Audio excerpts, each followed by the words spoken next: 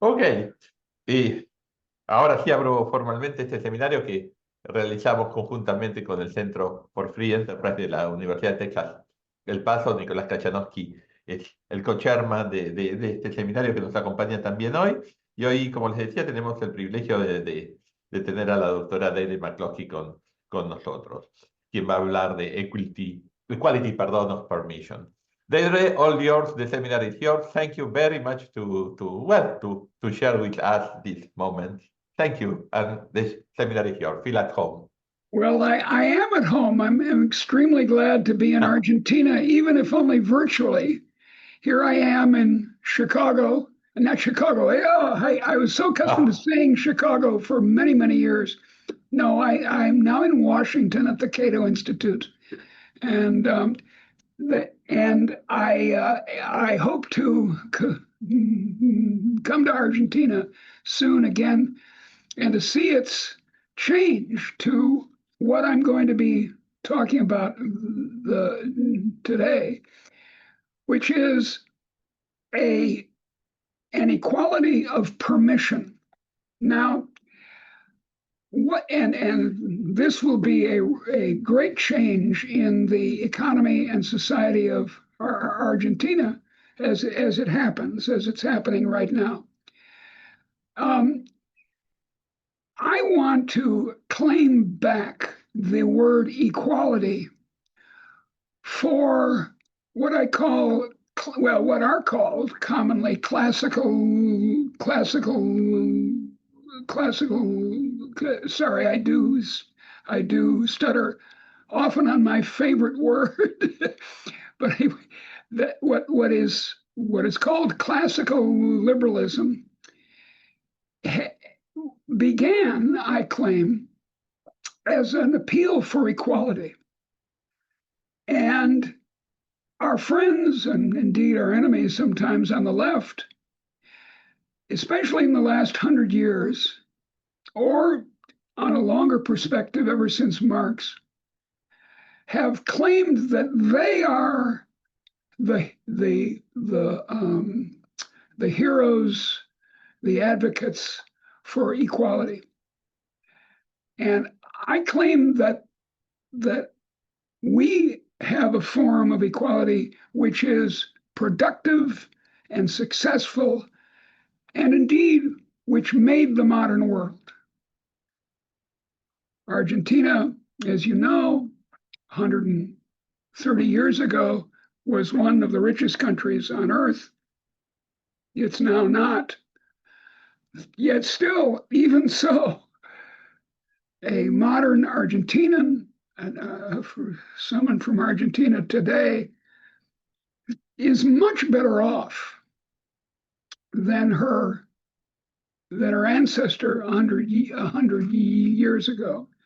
And that's not because of the state, not because of interventions by the government, not as a result of public projects of various kinds, but mainly, largely, because of equality of permission.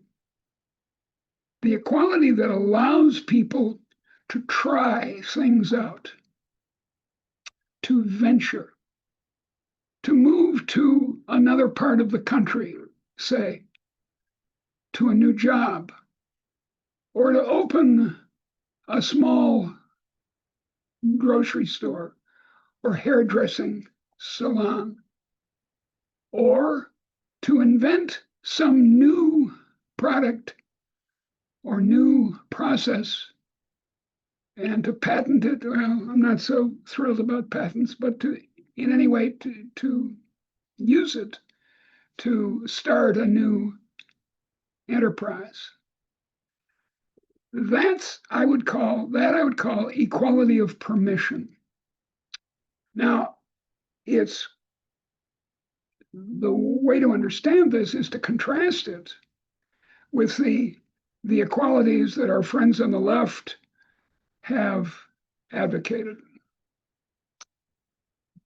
Our socialist friends, if they are, I was once a socialist myself, so I can understand the appeal. The our socialist friends, I keep calling them, after 1848, especially, that's a crucial year in the history of the world. After 1848, they claimed that their way of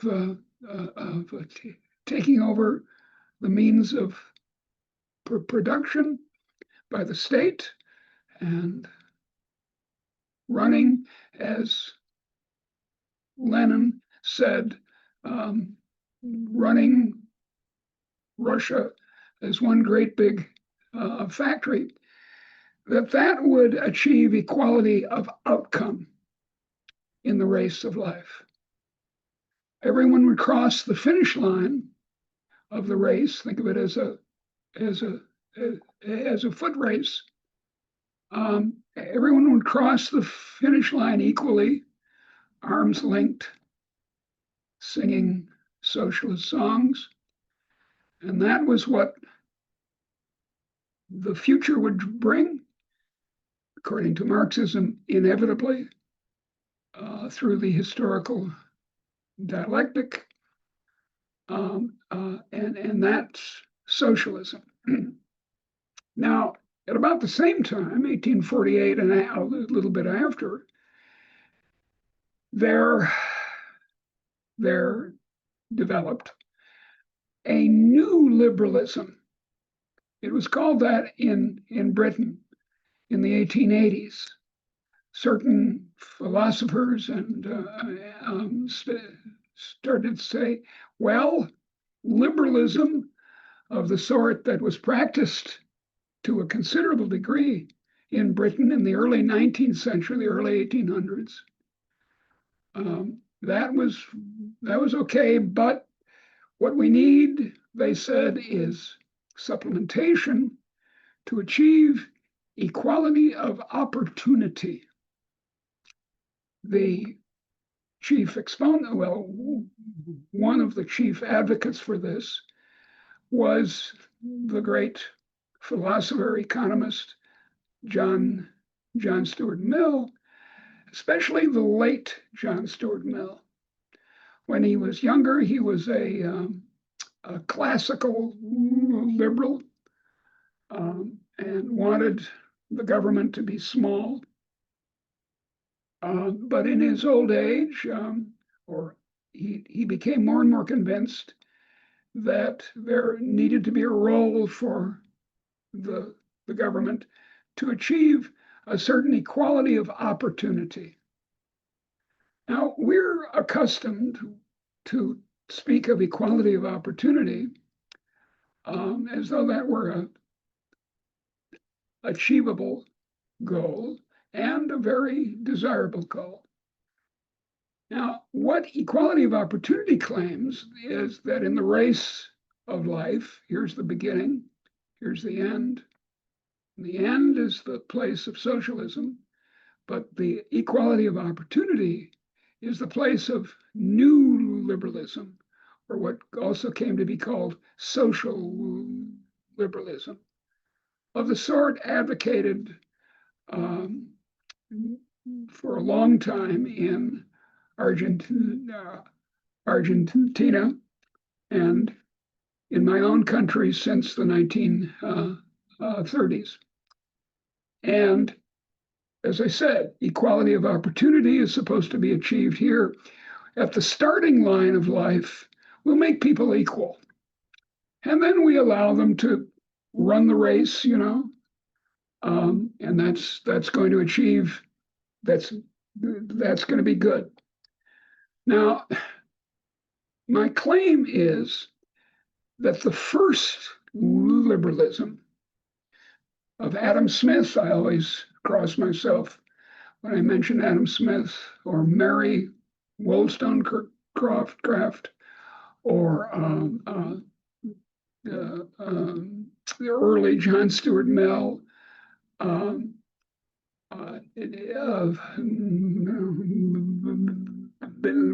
Benjamin Constant in Switzerland and Say in France and so forth. These early liberals liberals advocated neither equality of opportunity or equality of outcome. They advocated equality of permission, allowing people to join the race wherever they can,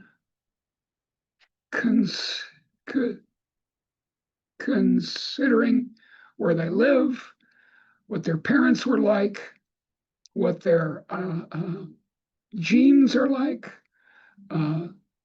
what their cultural inheritance is. Anyway, they're allowed, they're not being obstructed by the state. They're not being, if they're women, they're not being prevented from being airline pilots by law, or for that matter, by social custom. They're not being prevented from going to medical school, which was commonplace in the United States until really the 1970s.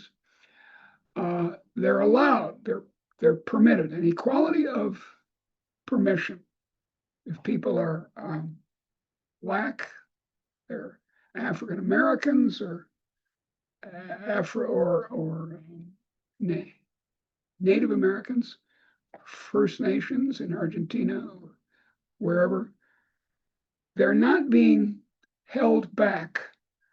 They're not being stopped by interventions by the government. That's what essential liberalism, as I call it, this first liberalism. One can speak of it as the liberalism of 1776, or indeed of the first Spanish Constitution in 1812. In any case, or indeed of the in 1789, August of 1789, the French Declaration of the Rights of Man. Those are all liberal constitutions, liberal declarations of the first generation. And they're never about redistribution. They're never about stopping people from doing things. On the contrary, it says in the Declaration of the Rights of Man, individuals can do what they wish as long as they don't hurt other people. Now, understand the contrast between the liberalism of 1776 and the two left proposals of 1748 and afterwards. The first one makes for a free society, and if it's put into practice in a serious way, it's all we need. It suffices. Now, I'm not an anarchist, and I think we need a government, but of course I believe we need a small one to protect Argentina from being invaded by Chile, to have an army to protect the United States from being invaded by Canada.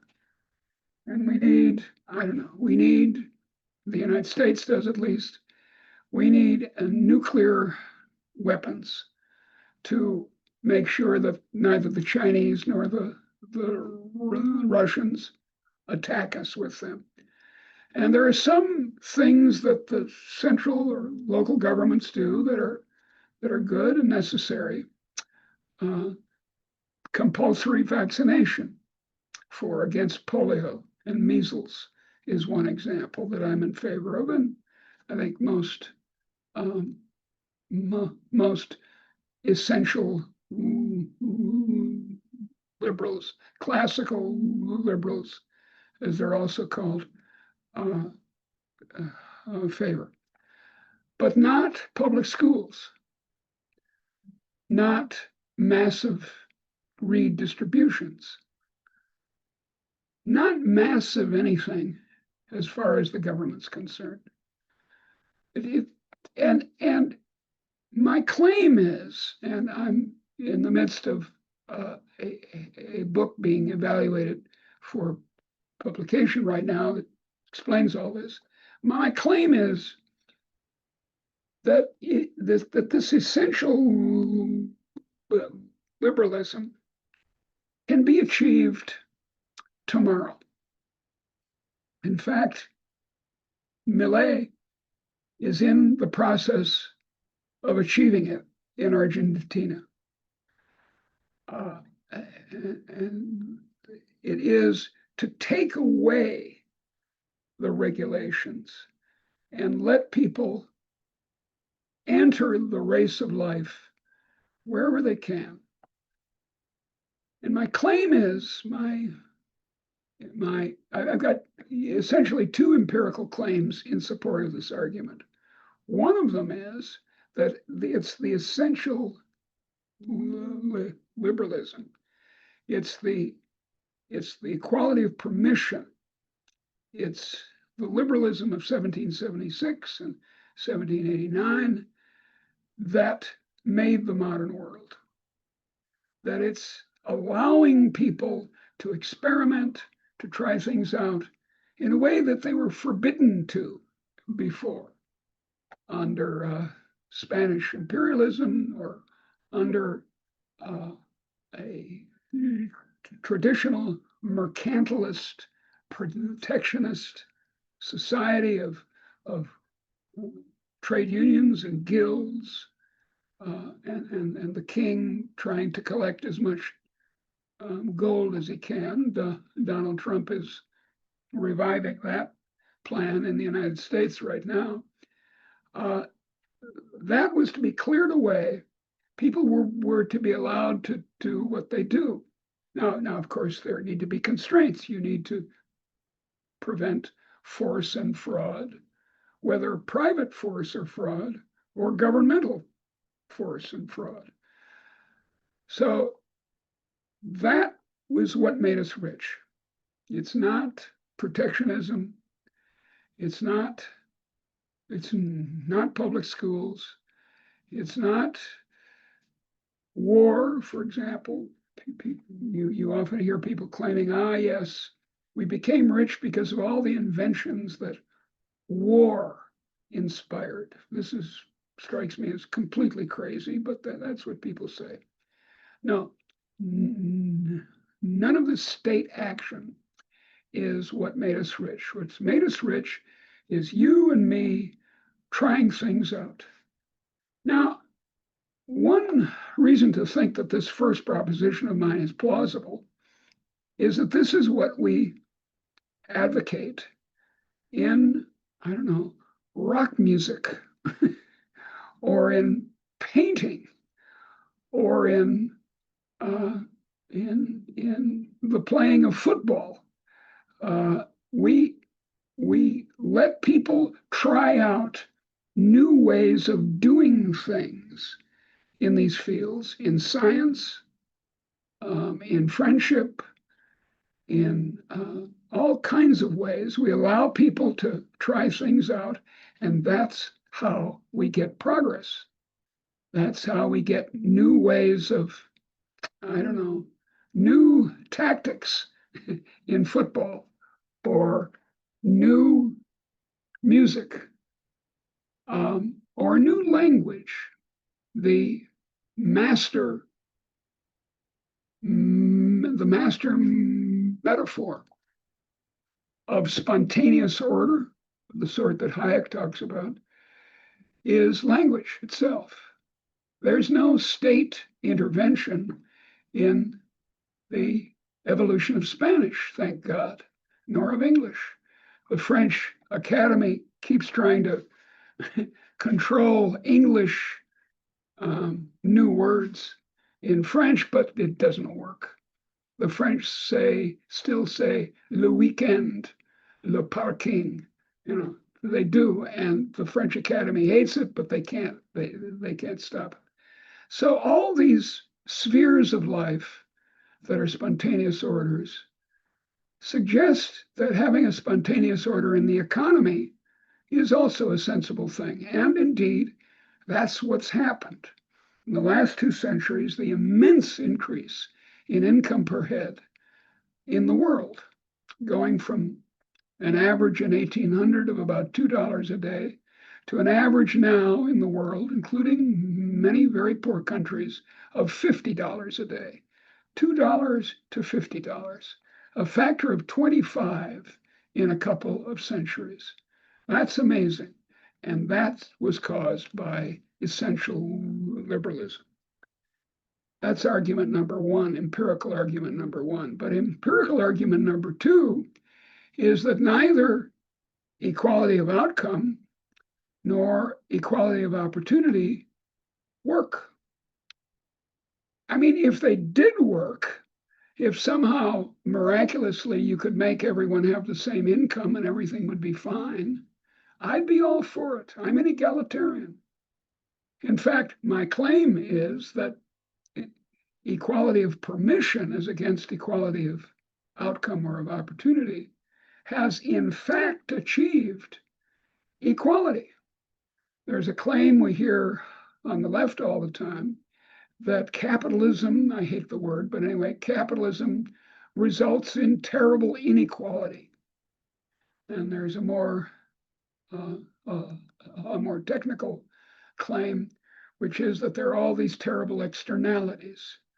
And both of those are either false, as the case of equality, or largely beside the point, which is the case of externalities.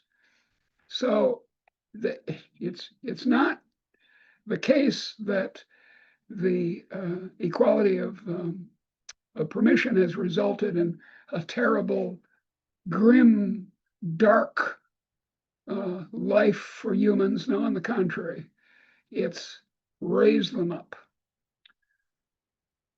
And my point is that equality. Now let's just go through it in the last few minutes, and then I'll ask us to have a conversation about all this. Let's think about equality of outcome. Well, it's been tried, as you know. At least it's been pretended to be tried in the Soviet Union, North Korea being an extreme recent example. The notorious example in Latin America is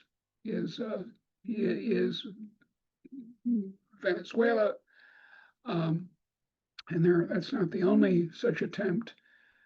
And the claim is that, well, we're going to make the brain surgeon and the street sweeper have the same income, the same outcome at the end of life's race, or immediately. We're going to equalize incomes, and we're going to centrally plan the economy because we want to make people become brain surgeons and street sweepers. We want enough of those. So we're going to get that by central control. And it hasn't worked.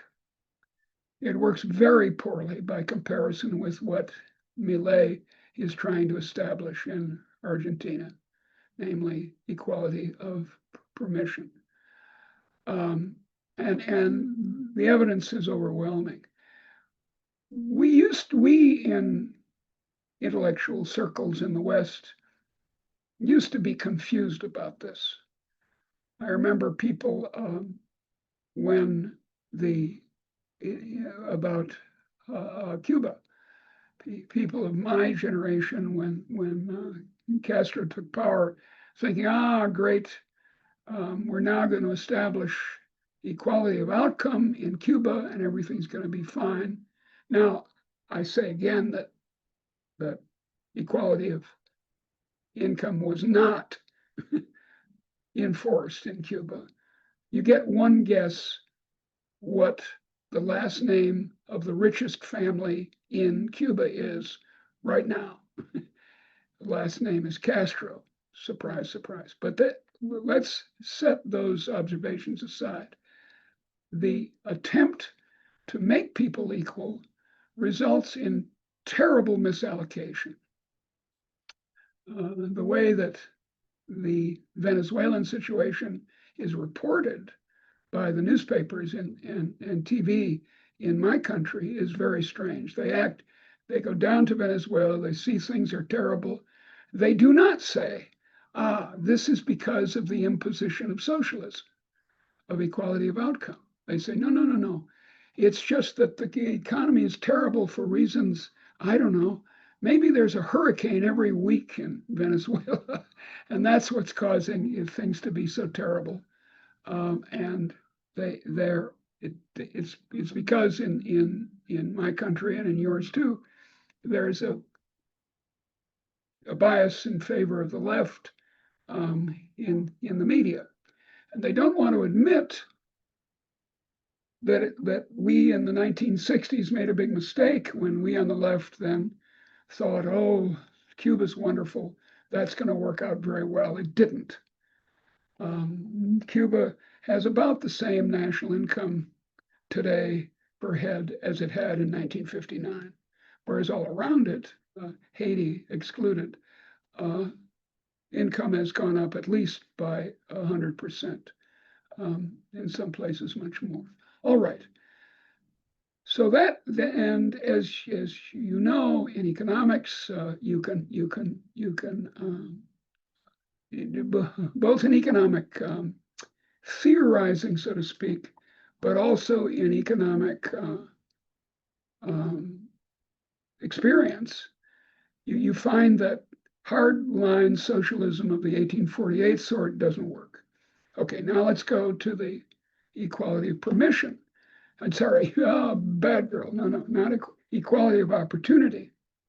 That is, we're all going to start at the same point in the race of life. Well, I once thought that was what we were trying to achieve, and then I finally realized, actually only in the last few years, that it's impossible.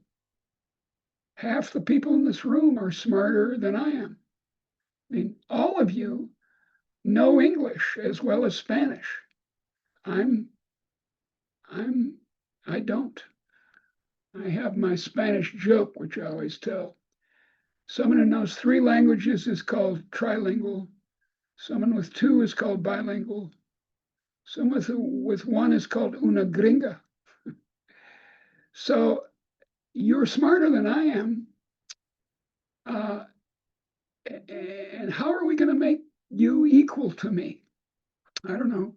Pound nails into your head until you forget English? I mean, suppose you're born not in France, but in South Sudan. How are you going to make such a person equal at the starting line to the child born in France? Obviously, the only way to do it is for the French to open their borders to everyone from South Sudan. That would be the only way to come close to achieving it. And even then, it wouldn't. It's obviously impossible in politics, and it wouldn't do the trick. It would only do it for the few that you allowed in. So, and regardless of whether one studied English or Spanish or was born in South Sudan or France, your people differ. As St. Paul said in 1 Corinthians, there are varied gifts. God has given us varied gifts. Some people have a good singing voice. Some people can do the, what's it called? The turn, what's his name? The great football player, Modi, what's his name? I forget his name, but anyway, so some people are gifted in athletics. Some people are gifted in matters of the heart. They're saints. So there's all this tremendous variety among humans.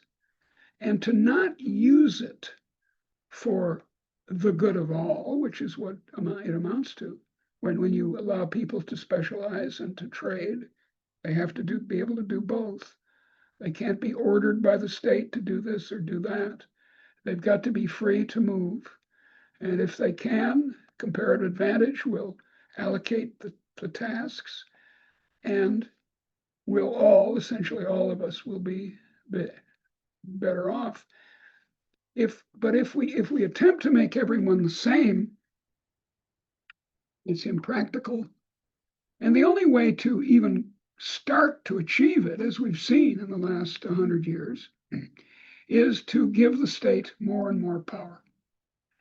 So now, instead of having states having governments that take, I don't know, 10% of national income, which is what most countries did in, say, 1900, that would be true of Argentina, be true of the United States, be true of France or China for that matter. They take about 10% of national income and do what they can or should with that. No, in modern governments, it's 50% of national income, 50% of the marketed output of a country, or a third, a half to a third. So in France, it's 55%. In the United States, it's about 40%, maybe 35%. The United States, as you can imagine, is the United States and Japan, among OECD countries, are among the bottom of this distribution, but it's still a third, way above what it once was. And we're liable to take the view that, well, you see, in this period in which the state's gotten bigger, people have gotten richer.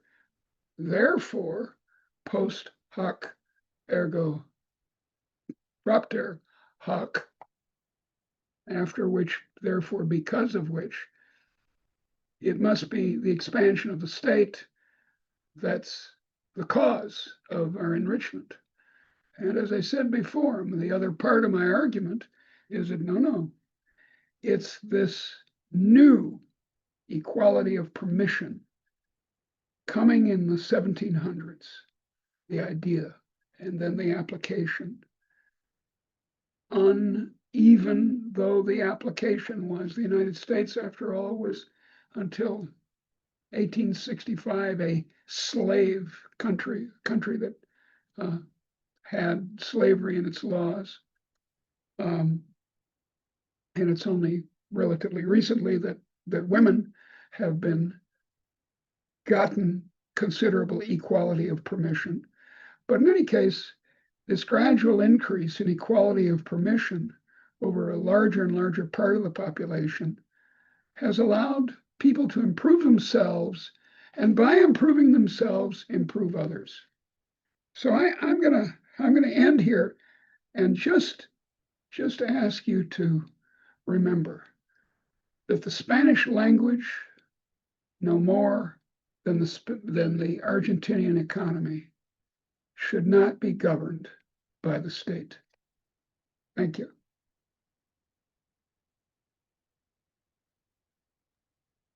Thank you very much, Deirdre, for this wonderful exposition. And so this is the time for everyone to ask questions. You can do so in the Q&A section.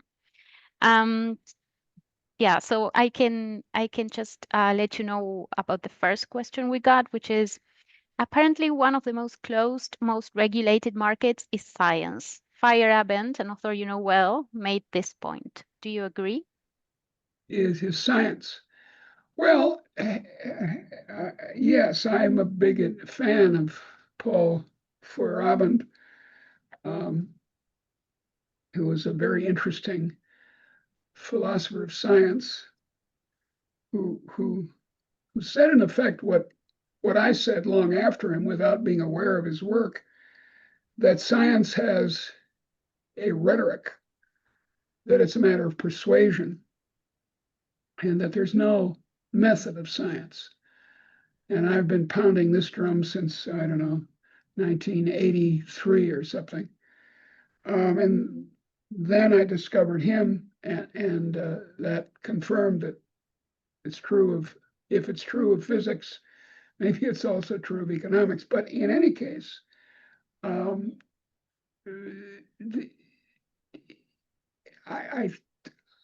don't think he would. Well, I don't know what he would say, but here's what I say. Much of science is free to move where it wants to. Now, it's not as if there isn't any influence from the government or from, certainly not from social customs of a bad sort. But we don't have theocracies, for example, that prevent us from teaching the theory of evolution anywhere. That would be true in Iran and Saudi Arabia. And in some states of the United States, the theory of evolution is under attack and has been for 100 years. Yet still, most of science is able to, most of biology is able to acknowledge it and make advances in thinking about it.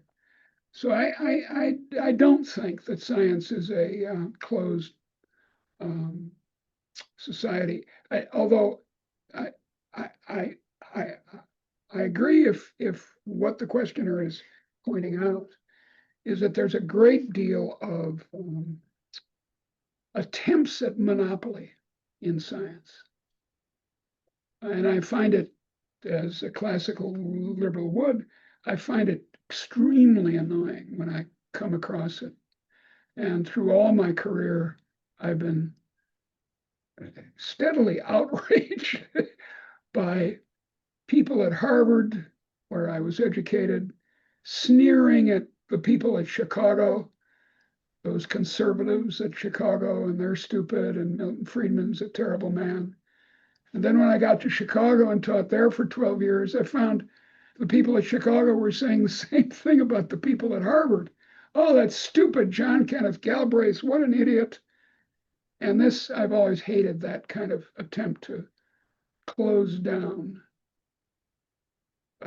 a liberal conversation. Another question for you, Deirdre. Given what's happening today in the world, do you think that liberalism can prevail in societies in turmoil, where we're oscillating from one political extreme to the other? Yeah, well, I think it can prevail. It will prevail. Once this genie is out of the bottle, to refer to a famous Arab tale, it's impossible to put it back. And the demonstration effect of liberalism is very strong. And there are a whole bunch of examples of this. Hong Kong is an interesting example because, of course, after the war, Hong Kong was a crown colony with no democracy. But it was run, as you know, from the Foreign Office in London. But the officers in the Foreign Office had the sense to say, okay, here's English law. We're going to appoint judges and a governor, and they're going to enforce property and contracts. Otherwise, we're going to leave you alone. You can do anything you want in the way of economic behavior. And that's what they did. Hong Kong, after the war, was quite small. It's still a small country, but now it's got millions, not country really, but place. It's got millions and millions of people because so many people came to Hong Kong from the mainland. My friend Steve Chung's family is an example. And the result was, of course, that in 2 long generations, say half a century, Hong Kong went from being equal in very low income to the China of the mainland in 1947 to being within 50 years, maybe 40 years, having an income per head almost equal to that of the United States. The same can happen in Argentina. In your case, I expect it to be one long generation. In 20 years, there's no reason at all why Argentina can't have the same per capita income as France or the United States. It's just, there's no genetic problem that Argentinians have because, let's take one subgroup of our Argentinians, a very interesting one, a large number of Italian Argentinians, like my former wife and lots of other Americans. They came from Italy, extremely poor, and then in both Argentina and the United States, they did very well. Well, that stop preventing people from doing things, which is what your laws do now, and let them do things, and bang, it's very quick. I have a friend in Uruguay, an economic historian, whose name is escaping me. I can't remember it right now. But anyway, he's an eminent economic historian. And I asked him once how long it would take Uruguay to equal the income of, I don't know, the average European. And he said, oh, it'll take 200 years. And this, in view of the evidence, is really unreasonable. China itself, now we're talking about the mainland, after the fall of Mao, was unspeakably poor. And then in about 2 long generations, it's still a poor country. It's still poorer, I think, than Argentina. But it's gone from $2 a day to this $50 a day. What I do know is that income per head in China is about the same as in Brazil. That's in a couple of long generations. So it's achievable. And the way to do it is not attempts to equality of opportunity or equality of outcome, but let people have, as the English say, the English have invented a lot of sports, field sports, and they have a very sporting attitude. And their phrase is, have a go, meaning be allowed to try it out, have a go. The Australians are even more sporting, say, fair goes, which means you get to bat in cricket and then my team gets to bat.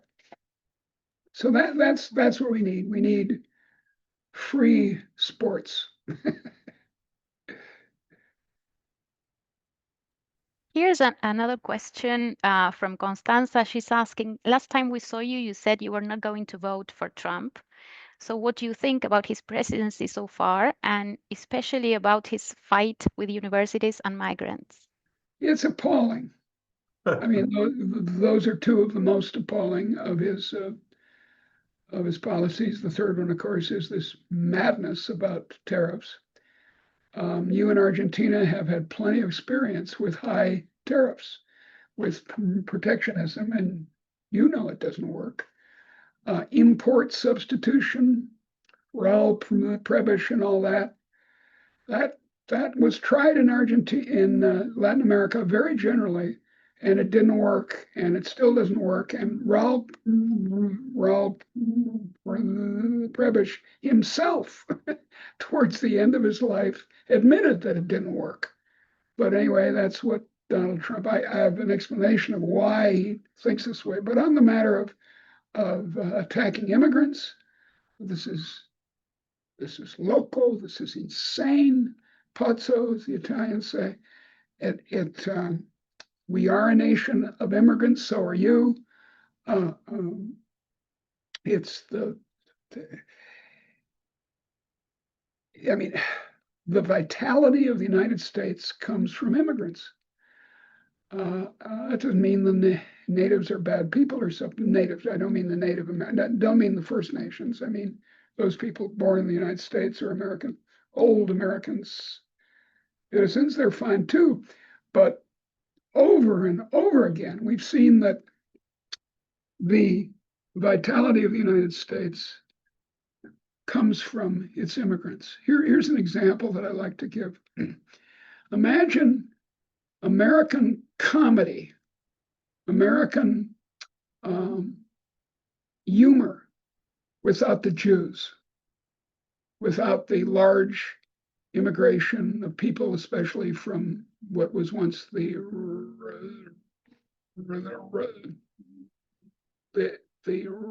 Russian Empire in the late 19th and very early 20th century of Jews. We would have German humor in the United States still, which involved a lot of people falling down, slipping on banana peels and so on. It was terrible. American comedy leads the world. It's not English comedy, which has its own virtues, but it's American comedy, and it's heavily Jewish. So, there's just one example among hundreds. The food in the United States is a lot better than it was when I was a kid, because more and more ethnic foods of one sort or another have been added to the pot, so to speak. I can remember when spaghetti, I mean, I'm that old, when spaghetti in the United States was unusual. Most Americans wouldn't eat spaghetti. They thought, those Italians, they eat it all the time. I don't like it. So, but I was taught by the often Jewish intellectual immigrants from Hitler, Alexander Gerschenkron, for example, and although he wasn't Jewish at the time, but anyway, lots of Jews. Anyway, lots of people fleeing Hitler. And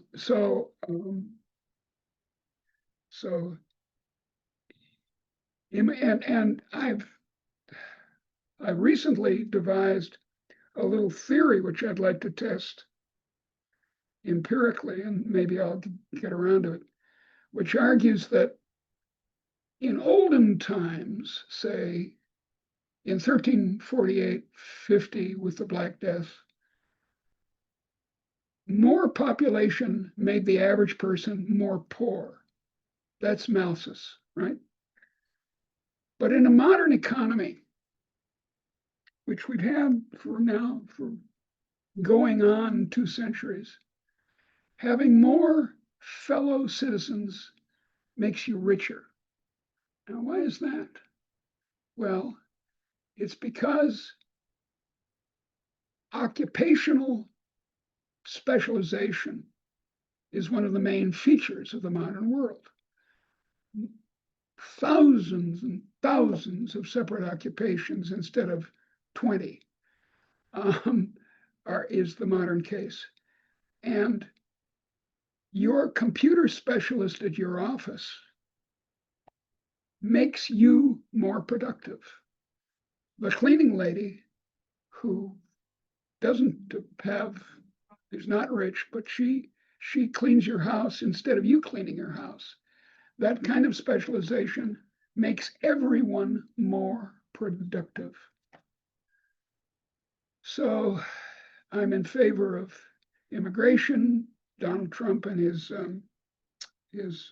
colleagues are against it. And then the attack on my alma mater of Harvard. I have never given any money to Harvard because I've always worked at universities which had much smaller endowments than Harvard does. Harvard is just crazy rich. But I'm going to give money to Harvard, not very much. I give maybe $500 just symbolically, because Harvard's standing up to this madness of attacking one of the chief jewels of American culture, which is higher education. We've done a pretty good job in the United States, partly, as I said, because Germany and Central Europe in general wrecked their eminence in science and scholarship. In the late 19th century, if you were an American scholar or scientist, you went to Germany. That's what you did. If you were a historian, you had to go to Germany. If you were a physicist or mathematician, you had to go to Germany. If you were a chemist, for God's sakes, German chemistry was the best in the world, of course. And then in the 30s, they threw it all away, and it ended up in Britain and the United States, and even to some degree in Argentina. You know, people are asking me very good questions, and I've written entire books on most of them. So I'm sorry to give you such long answers. No, that's understandable, of course. There's a question from Gabriel, and he's asking about whether there is something in human nature, some kind of obsession about control that would explain why the markets remain closed, even though the evidence has shown that free markets are good. So what do you think about this? Well, I've devoted some thought to this. For one thing, we've got two impulses. From our hunter-gatherer existence for actually millions of years, homonyms, us, we diverged from, I don't know, chimpanzees 7 million years ago. And we've been kind of gradually evolving since then. And about 300,000 years ago, we emerged. All the people in this room are Homo sapiens. By the way, we're all Africans, which some people find offensive, but it's not. I think it's great. But okay, we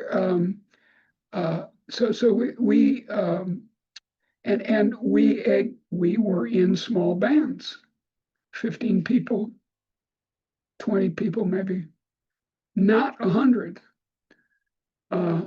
for millions of years. So we evolved, and those societies, even the ones that survive now, are very equal in permission. They're also somewhat redistributive, and they have to be, but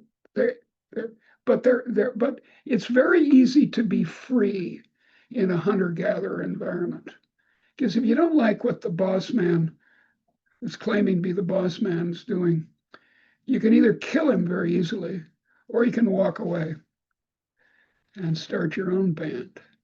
And so on the one hand, but then also we've evolved, unfortunately, a worship of the boss man. And we have both of those impulses.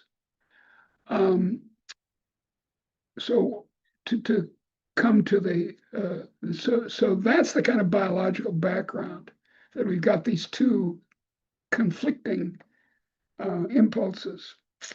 But the problem with markets is this. Well, actually, you can come at it from two sides. On the one hand, I argue, and I think you can make a good empirical case for it. We all come from socialist societies called families.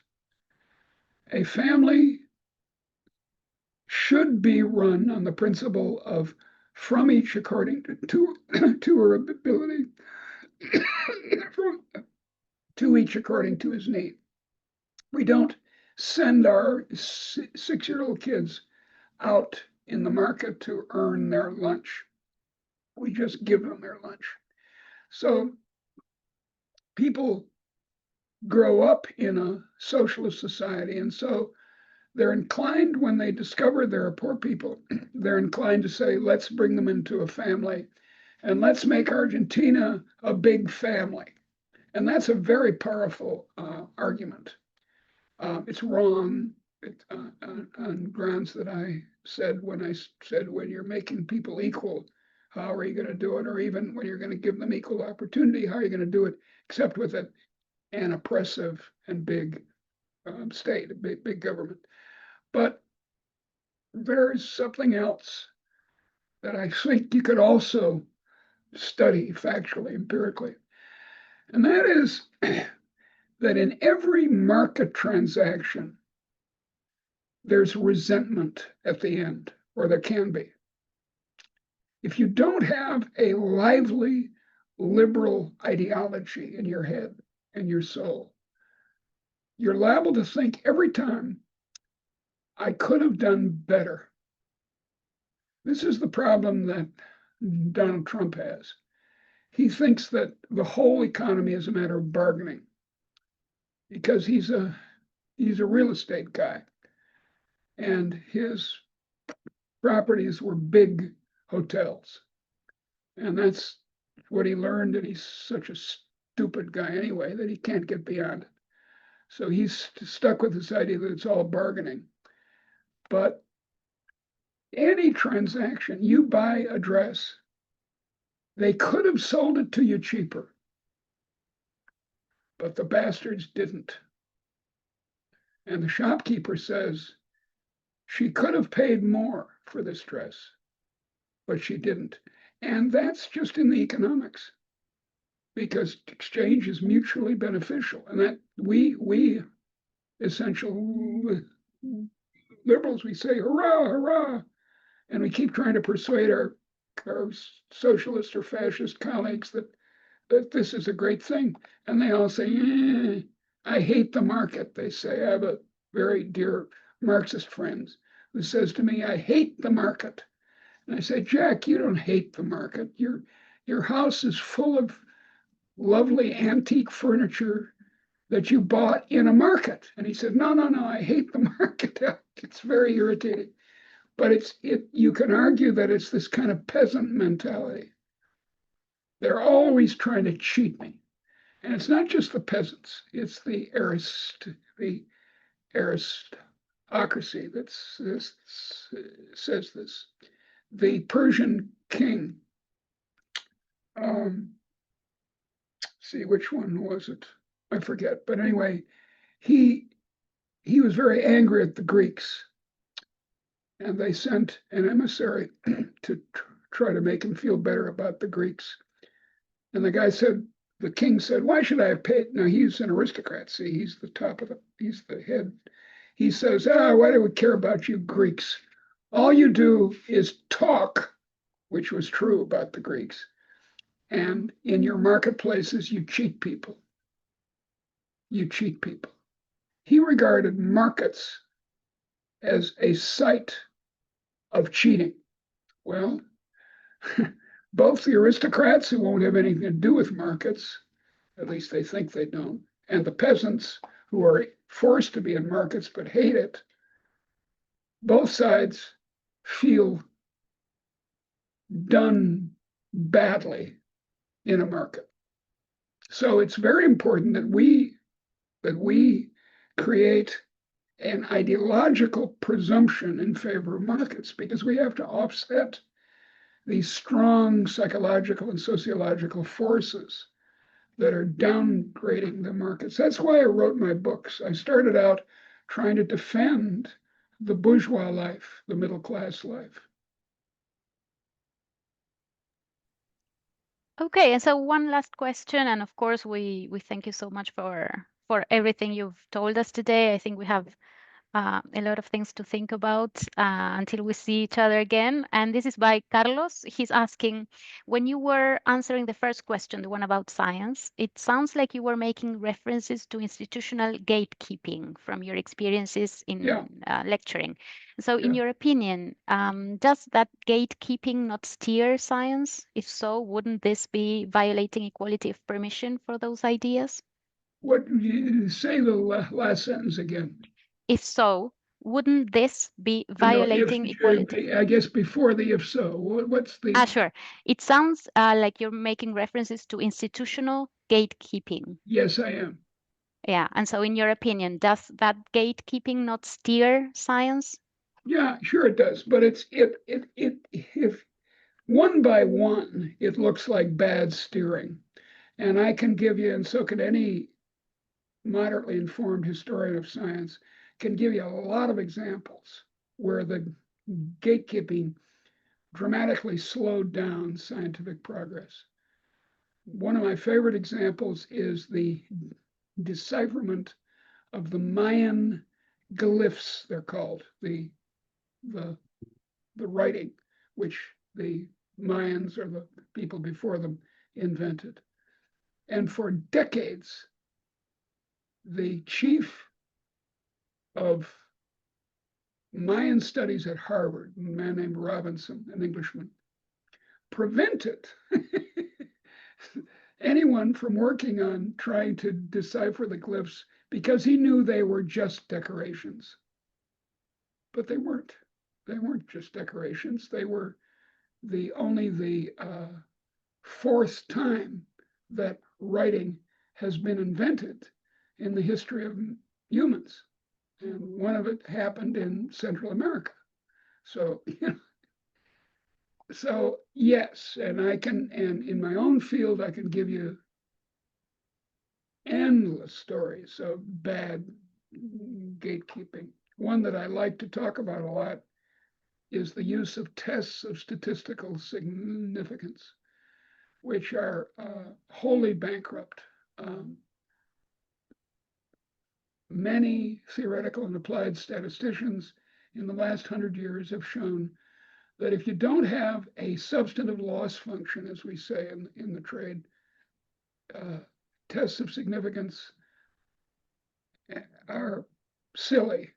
And most of our scientific problems are not sampling problems anyway.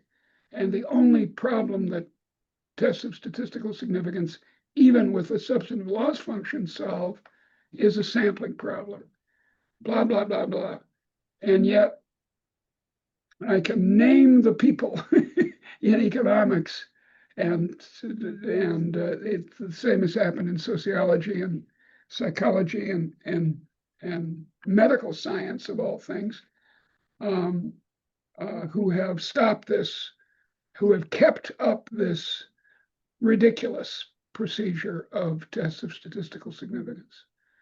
So there's a lot of gatekeeping in detail, but thank God there's not wholesale gatekeeping. I mean, the extreme example is the Lysenko domination in the Soviet Union in the 1930s. The Lysenko approach to biology was enforced by the state. And that was very bad for Russian biology.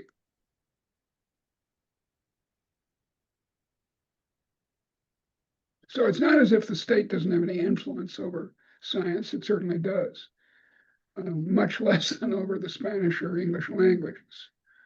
But there's enough in a big scientific community like the United States. I mean, look, our own views are minority in Argentinian universities, to put it mildly. And our way of talking about the economy or the polity are not permitted in most Argentinian universities. And there's a good deal of it even in the United States. But one way or the other, we managed to have enough variety in the United States that these ideas survive and advance.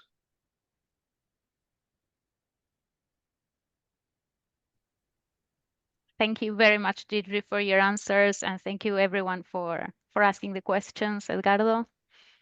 No, just thank you, Deirdre, for this wonderful time. It's Yes. so nice to listen to you, so interesting. Well, I hope to see you in October, I guess. Yes, in Marrakesh. Yeah, I'll be there. I'll be there. Me I haven't too. been to that part of the world, and I'm very excited about it.